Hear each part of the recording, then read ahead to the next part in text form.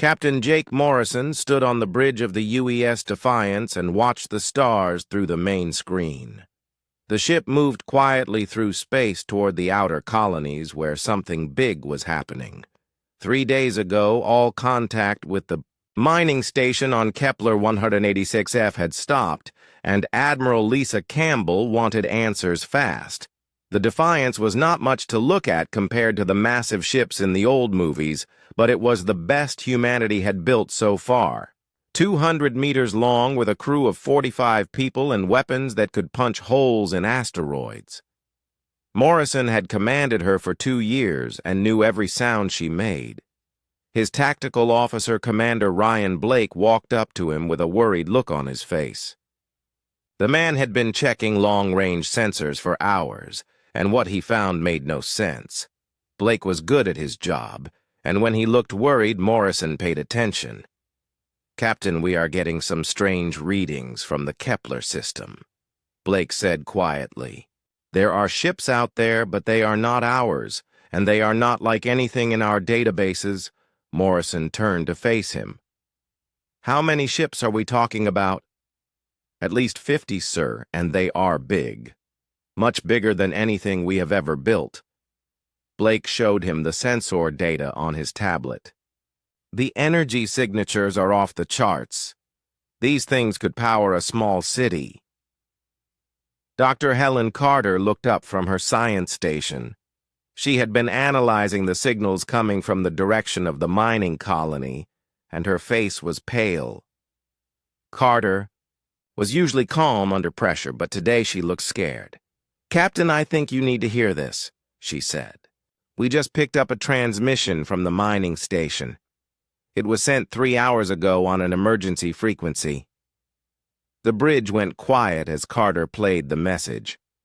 The voice that came through the speakers was shaky and full of fear.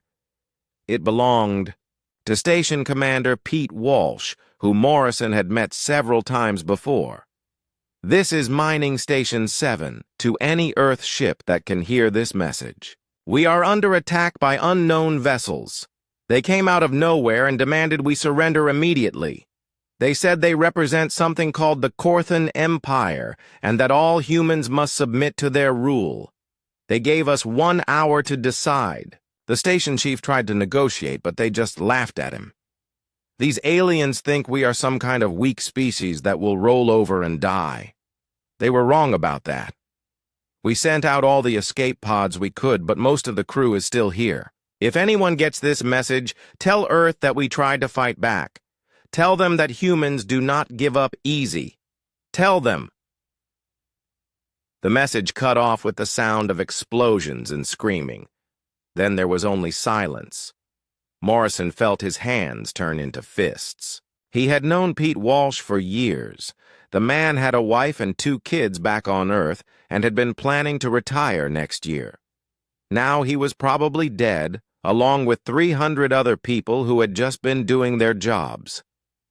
"Blake set course for Earth maximum speed," Morrison ordered. "Carter, I want you to analyze everything we know about these Korthan Empire aliens. Find out what we are dealing with." The next 18 hours passed in a blur of activity.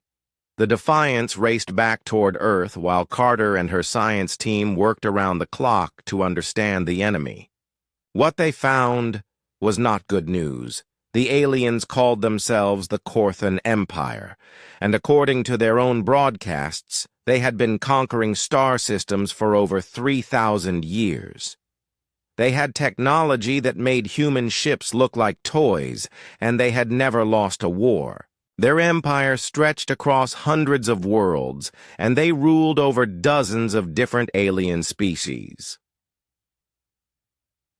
When the Defiance reached Earth orbit, Morrison was called to an emergency meeting at Naval Command.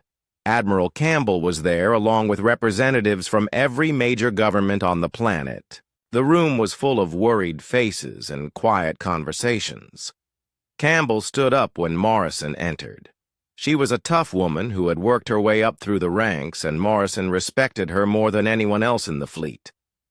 "Captain Morrison, your report confirms our worst fears," she said. The Korthan Empire has made contact with humanity, and they see us as their next target. Morrison took his seat and listened as Campbell explained the situation. The aliens had not just attacked the mining station, they had sent messages to Earth demanding complete surrender within 72 hours. If humanity refused, they promised to destroy every human world and kill 90% of the population. The remaining 10% would become slaves. They think we are weak, said General Paul Thompson, who commanded Earth's ground forces. Their messages make it clear that they see humans as soft creatures who will give up without a fight. Maybe that is exactly what they should think, said Dr. Kevin Walsh, who ran the Weapons Research Division. If they underestimate us, it might give us an advantage. Morrison shook his head. With respect, sir, I saw the sensor readings from their ships. Even if they underestimate us, their technology is still centuries ahead of ours. One of their ships could probably destroy our entire fleet. The room went quiet as everyone considered this. Earth had 12 ships that could fight in space, and the aliens had hundreds or maybe thousands. It was not much of a contest. Campbell walked to the big screen at the front of the room and brought up a star map. Red dots showed where Korthan ships had been detected, and there were a lot of them. Intelligence suggests they are massing a fleet at the edge of our solar system, she said.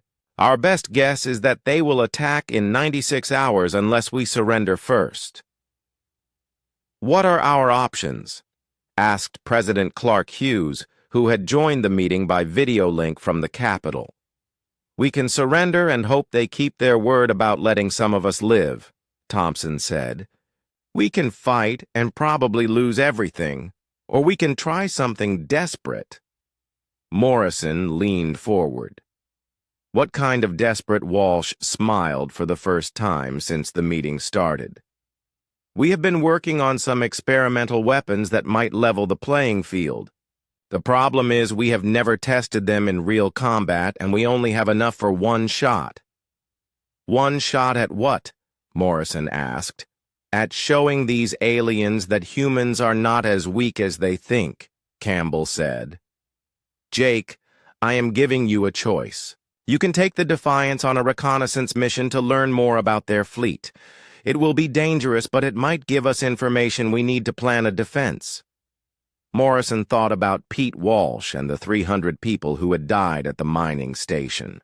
He thought about his own crew and their families back on Earth. He thought about what would happen if the aliens were allowed to attack without any resistance. When do we leave? He asked. As soon as the ship can be refueled and resupplied, Campbell said. Jake, this mission might be a one-way trip. Your job is to get close enough to study their ships and tactics. If possible, we want you to find a weakness we can exploit.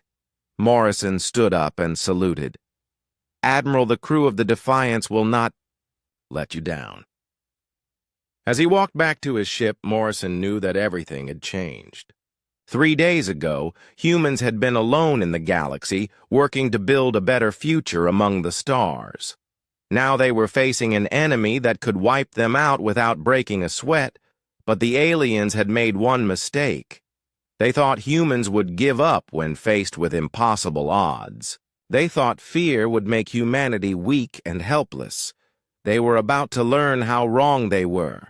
The Defiance burst out of hyperspace near Earth, with news that would change everything.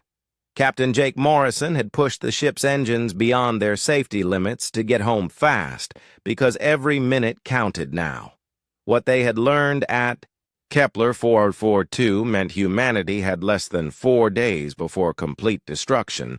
Admiral Lisa Campbell was waiting in the docking bay when Morrison stepped off his ship. Her face was grim, and he could see the weight of command pressing down on her shoulders like a physical burden. Jake, tell me you found something we can use, she said without any greeting. Admiral, we found something, but you are not going to like it, Morrison replied. The aliens are not planning to invade us. They are planning to exterminate us completely. The emergency briefing room was packed with every important leader humanity had. General Paul Thompson sat at one end of the table, looking like he had not slept in days. Dr. Kevin Walsh was there with stacks of technical documents about weapons that existed only on paper. President Clark Hughes appeared on the main screen from the emergency bunker where the government had moved when the crisis began. Morrison stood at the front of the room and delivered his report. He told them about the massive alien fleet and their advanced technology. He explained how Lieutenant Alex Turner and Sergeant Nina Rodriguez had risked their lives to plant quantum viruses in the enemy computer systems. But most importantly, he told them about the 2,000-ship armada that was preparing to glass every human world simultaneously. "They are not coming to conquer us," Morrison said. "They are coming to make sure humans never become a threat to their empire. In 96 hours, every man, woman, and child on Earth will be dead." The room erupted in angry voices and shouted questions. Some people demanded immediate evacuation of the planet, while others called for a desperate last stand. Through it all, Campbell sat quietly thinking about options that all seemed to lead to the same conclusion.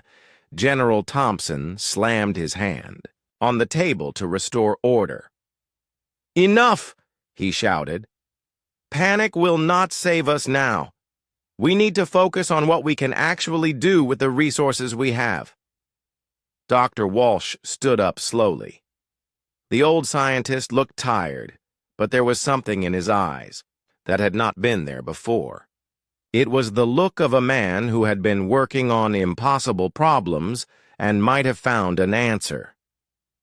"Ladies and gentlemen, I want to talk to you about antimatter," Walsh said. "For the past 5 years, my team has been developing experimental weapons based on controlled antimatter reactions. Until now, they were too dangerous to test, but our situation has changed."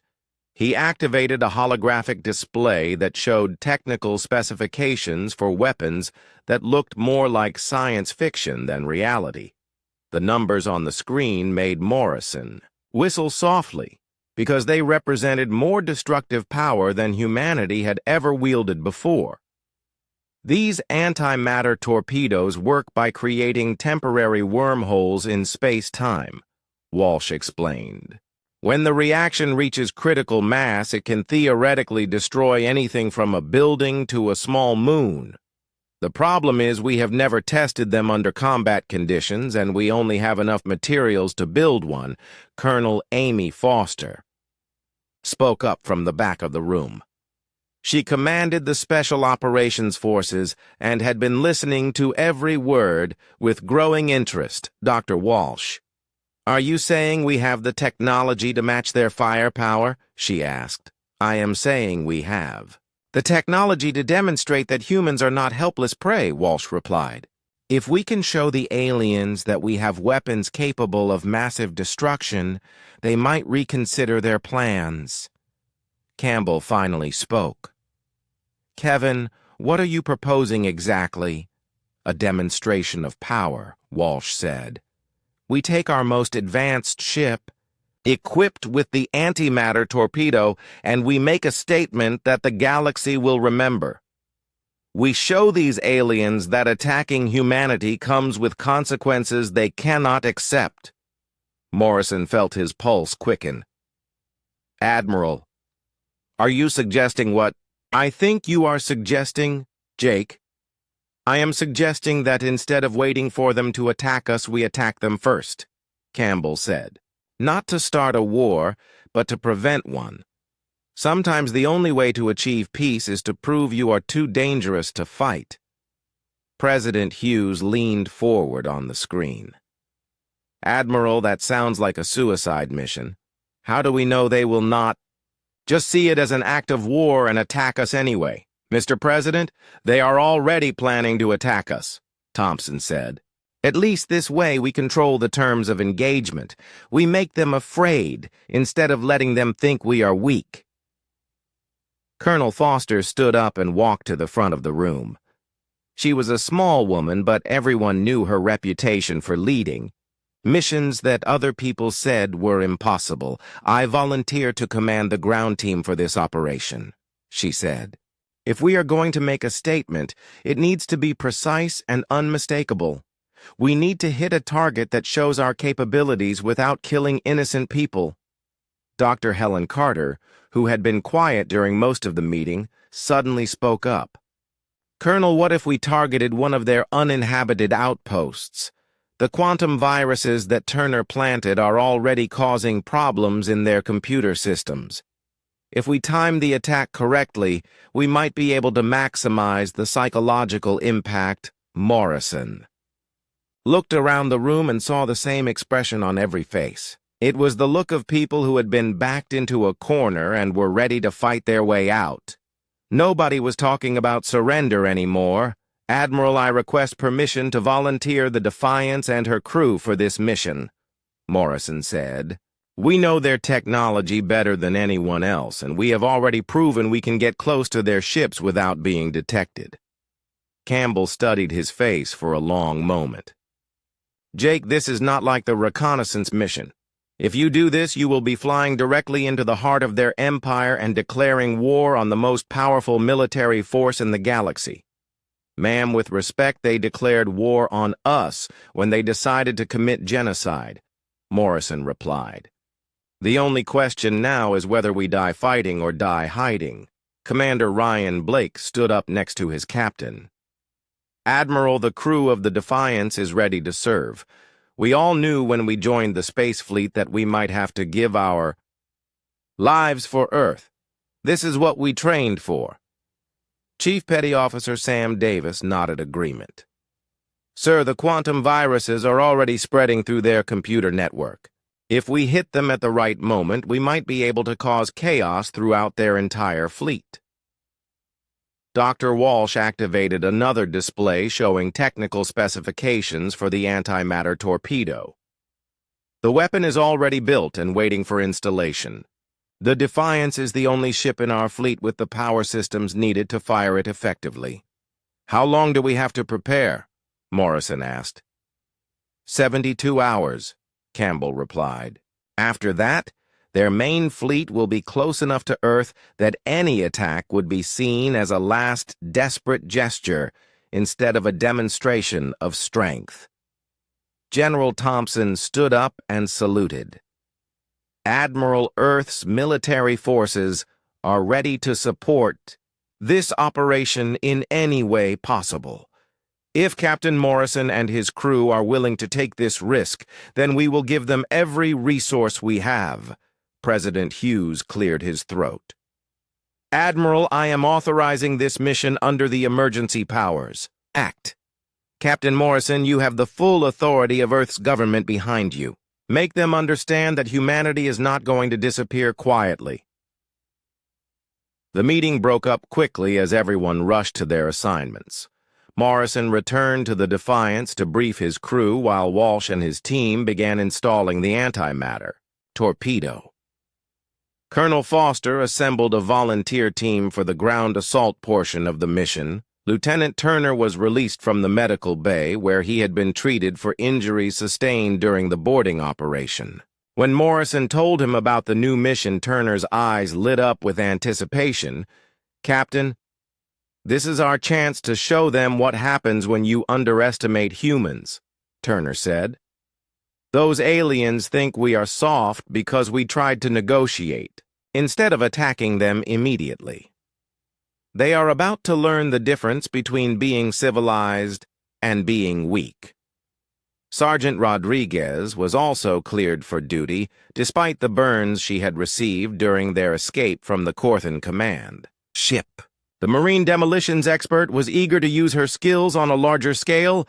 "Sir, just tell me what you want me to blow up and I will make it happen," she said with a fierce grin.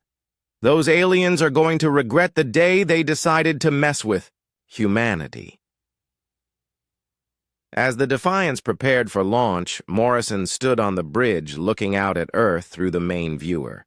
The planet looked so peaceful from orbit with its blue oceans and white clouds. It was hard to believe that in a few days, it might be nothing but radioactive dust drifting through space. Dr. Carter joined him at the railing. "Captain, do you think this plan will actually work?" Morrison considered the question carefully. "Helen, I think we are about to find out if humans really are as dangerous as we like to believe we are. The aliens see us as weak prey animals, but they made one mistake in their calculations." "What mistake is that?" "They forgot that prey animals become most dangerous when they have nothing left to lose." The Defiance moved through hyperspace, carrying humanity's most desperate gamble toward the heart of the Korthan Empire. Captain Jake Morrison sat in his command chair, watching the countdown timer that showed 18 hours until they reached their target. In the cargo bay, the antimatter torpedo waited like a sleeping giant, ready to reshape the balance of power in the Galaxy Engineer. Tony Mitchell checked the weapon systems for the 100th time since leaving Earth. The young man had volunteered to manage the experimental torpedo despite knowing that one mistake could vaporize the entire ship. His hands shook slightly as he worked, but his voice was steady when he reported to the bridge. "Captain, all systems are green. The antimatter containment field is stable, and the targeting computer is locked onto our destination," Mitchell said. "We will be ready to fire on your command." Navigator Beth Williams plotted their course through the most heavily defended star system in known space. The route she had calculated would bring them out of hyperspace directly above the Korthan throne, world where the alien emperor ruled over his vast empire. It was audacious, bordering on insane, but that was exactly what made it perfect. "Captain, I have confirmed our approach vector," Williams reported. "We will emerge from hyperspace 500 kilometers above their capital planet. At that range, we cannot miss our target, and they cannot ignore our message." Communications. Officer Dan Parker prepared the equipment that would broadcast humanity's declaration to every corner of the galaxy. The message was simple, but its implications would change everything. Parker had practiced the transmission dozens of times, but his mouth was still dry when he thought about actually sending it. "Sir, the communications array is ready for galaxy-wide broadcast," Parker said. "When we drop out of hyperspace, every species in the Korthan Empire will hear what we have to say. Lieutenant Alex Turner and Sergeant Nina Rodriguez were ready for action if the mission required ground combat. Both had volunteered to stay aboard the Defiance, even though they could have requested transfer to a safer assignment after their successful boarding operation at Kepler 442. "Captain, if this goes wrong, we are ready to fight our way out," Turner said. "Rodriguez has rigged enough explosives to level half their fleet, and I have additional quantum viruses ready to deploy." Morrison looked around the bridge at his crew. These people had volunteered to fly into the heart of enemy territory and threaten the most powerful empire in the galaxy. They all knew it was probably a suicide mission, but none of them had hesitated when asked to go. Commander Ryan Blake monitored long-range sensors as they approached their destination. What he saw confirmed intelligence reports about the Korthan capital system. It was defended by over 300 massive warships arranged in perfect formation around 3 heavily populated planets. "Captain, I am detecting the enemy fleet," Blake reported. "They have enough firepower concentrated here to destroy every human world 10 times over. If this plan does not work, we will not get a second chance." Dr. Helen Carter analyzed the quantum virus effects as they spread through the Korthan computer network.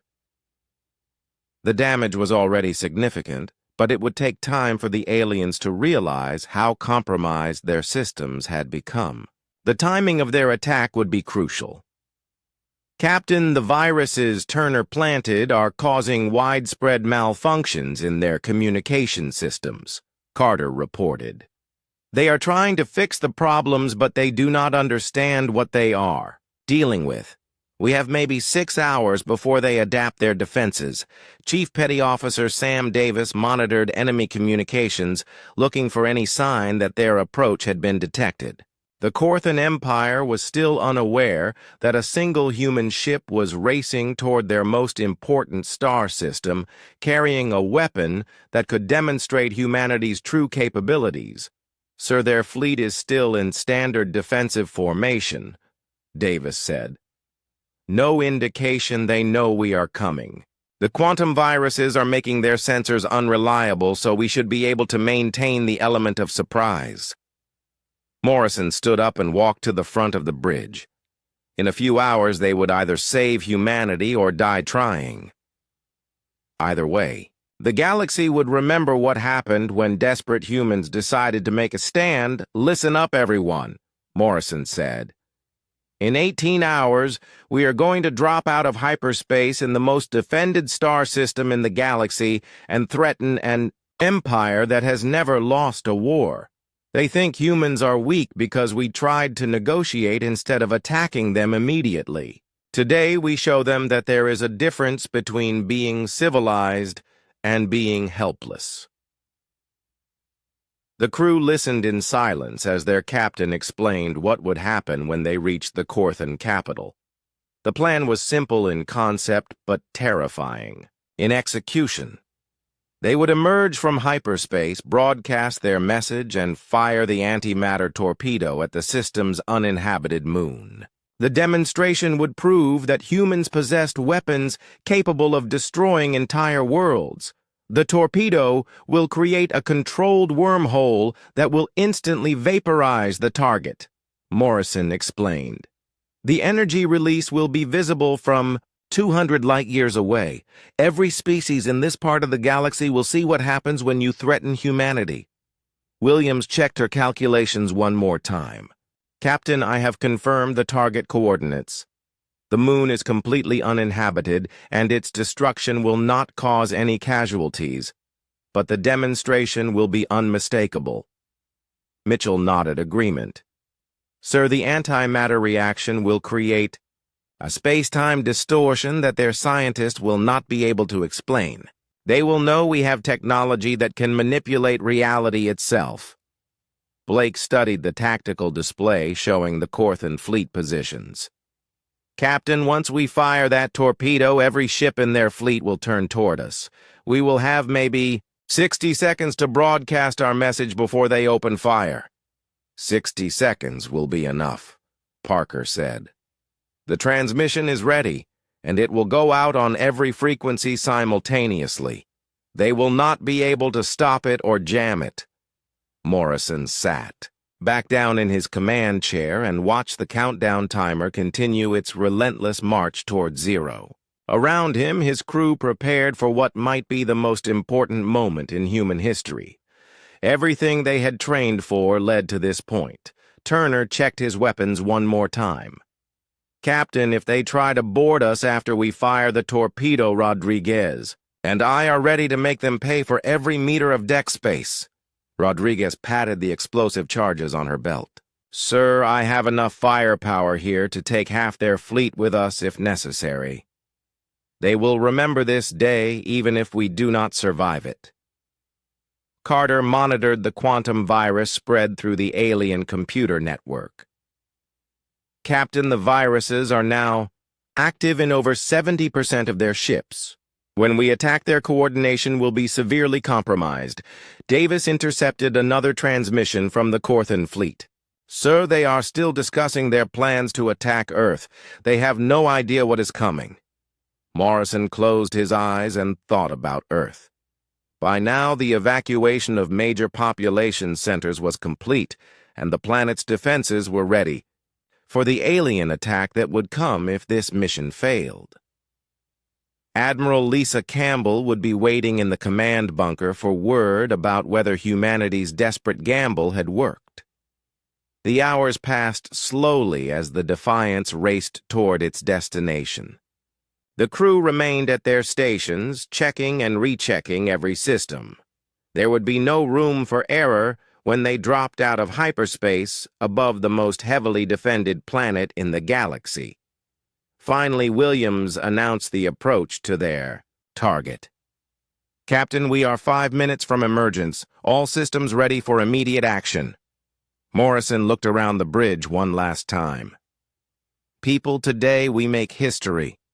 When future generations tell the story of how humanity earned its place among the stars, they will remember what we do in the next few minutes."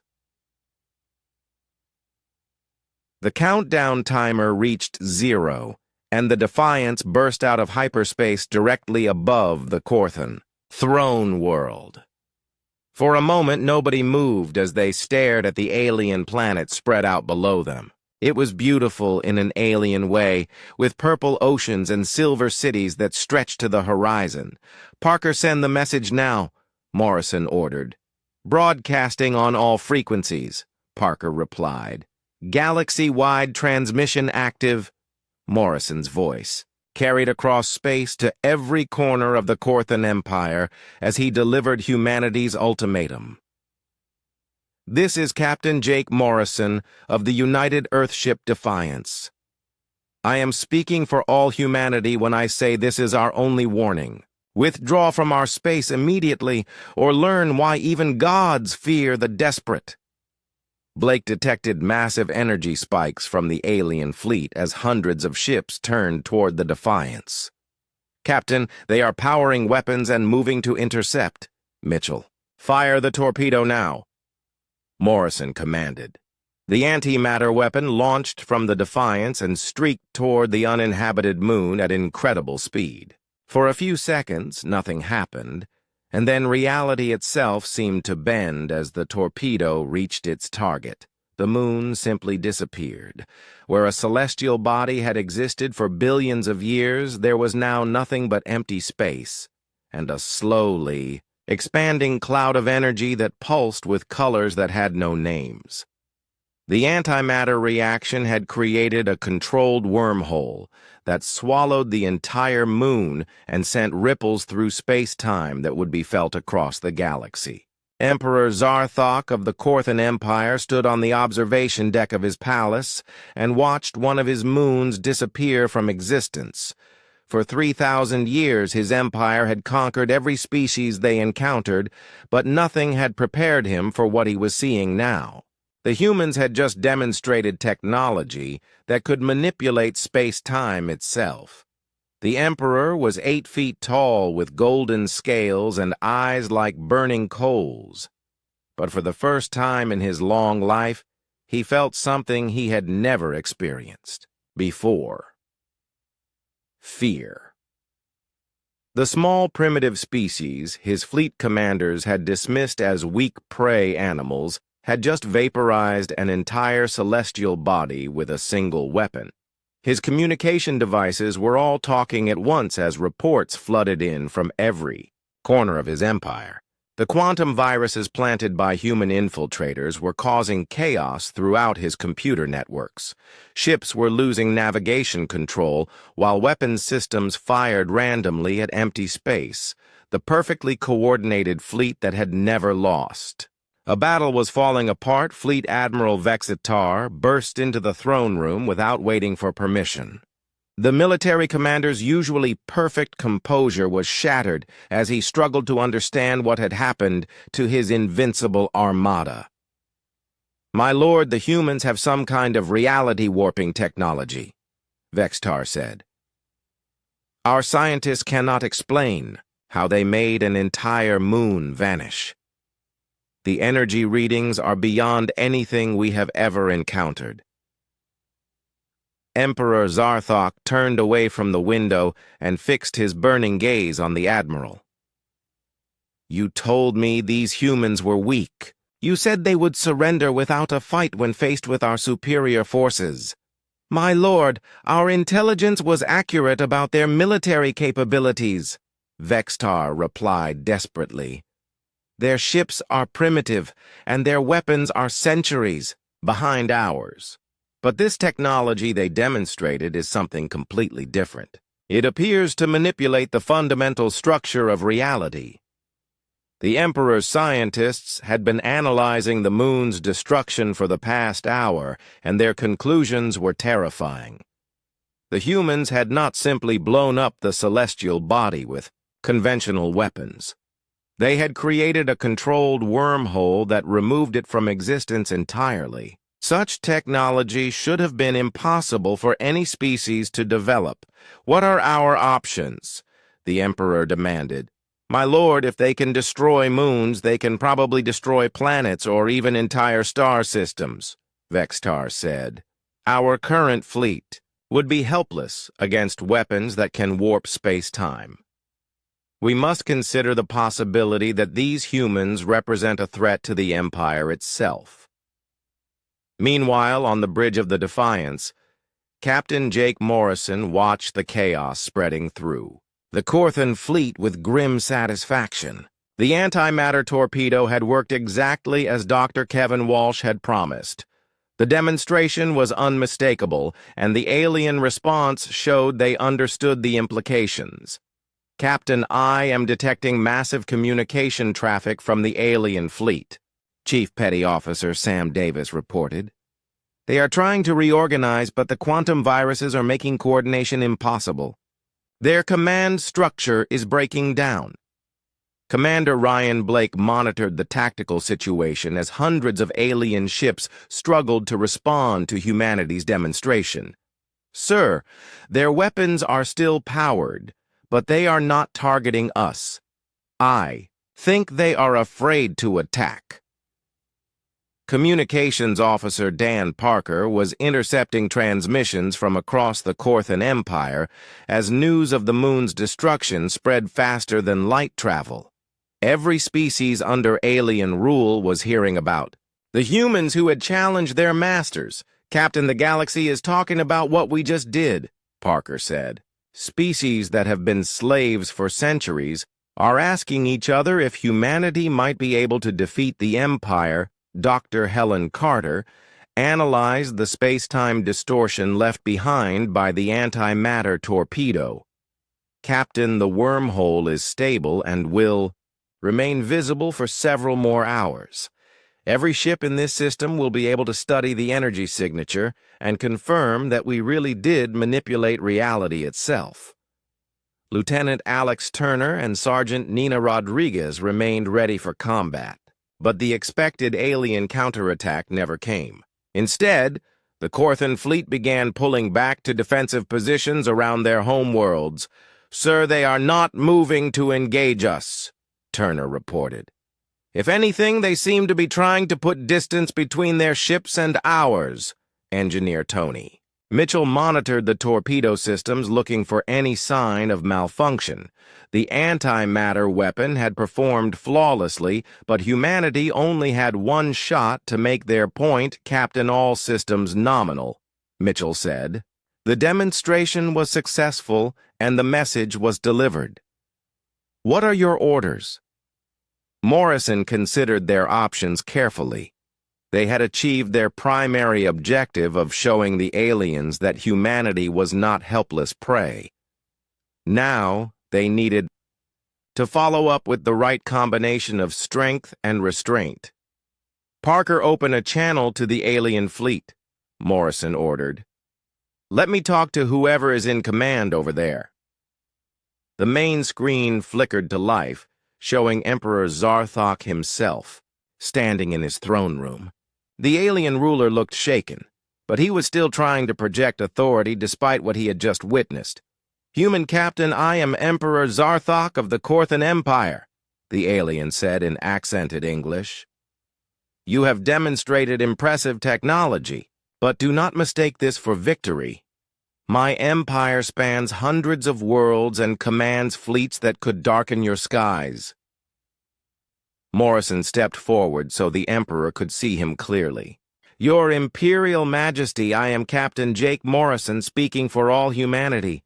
We do not want war with your empire, but we will not submit to slavery or extermination.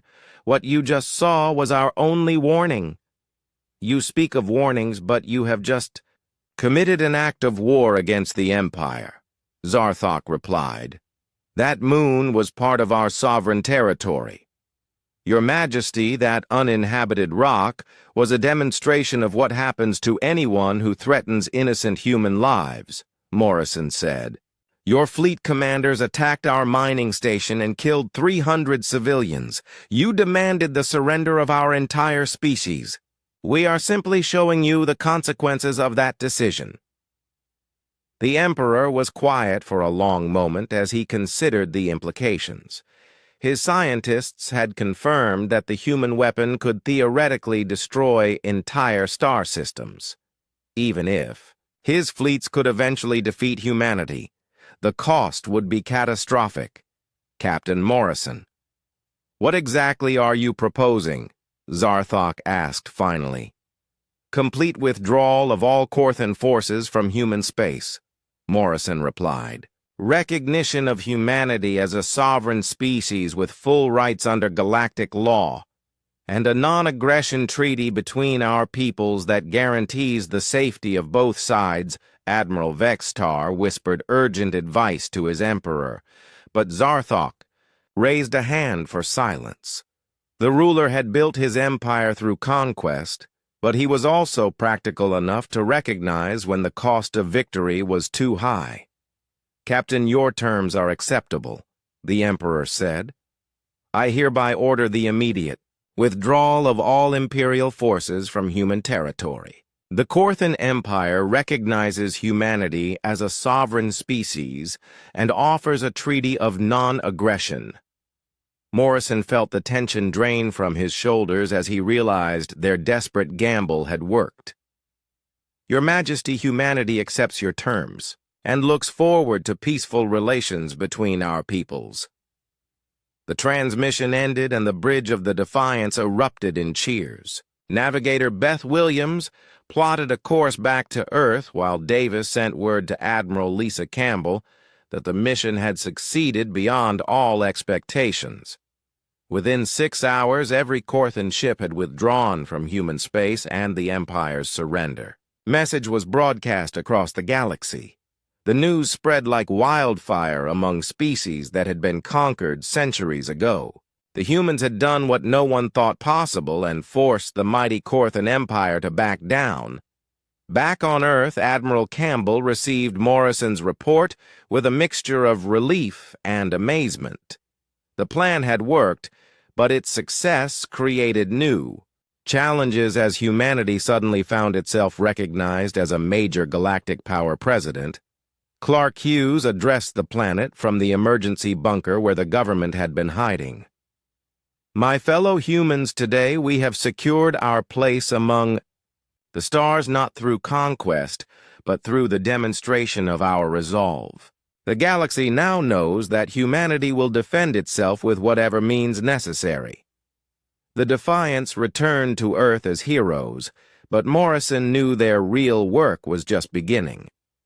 Other galactic powers were already sending diplomatic envoys to negotiate with the species that had made a moon disappear. Some came seeking alliance while others wanted to test humanity's capabilities for themselves. Colonel Amy Foster briefed the crew on intelligence reports from across the galaxy. Captain, every major empire is reassessing their military capabilities based on what we demonstrated. Some are afraid, others are curious, but all of them are taking us seriously now. Dr. Walsh met with Morrison to discuss the development of additional antimatter weapons. Jake, what we did today bought us time and respect, but we need to be ready if someone decides to test our resolve. The galaxy is full of species that only understand strength. Turner and Rodriguez were already planning training programs for other special operations teams. Their successful boarding mission had proven that humans could match alien technology with superior tactics and courage. Sir, the quantum viruses are still spreading through alien computer. The morning sun cast long shadows across New York City when the first alien ships appeared above Earth. Commander Amy Foster was drinking coffee in her small apartment when every screen in the city began showing the same impossible sight. Massive ships hung in the sky like metal mountains, their dark hulls blocking out portions of the blue sky. Amy dropped her mug and watched the ceramic pieces scatter across her kitchen floor as the news anchor's voice filled her living room with words. That changed everything. The ships were enormous, each one stretching over 1 kilometer in length. Their surfaces were smooth and black, with strange lights that pulsed like alien heartbeats. Amy counted 12 of them positioned around Earth's orbit, each one larger than any structure humanity had ever built. The sight made her stomach twist, with a fear she had never felt before, not even during her worst combat missions in space. Within an hour, every government leader on Earth received the same message.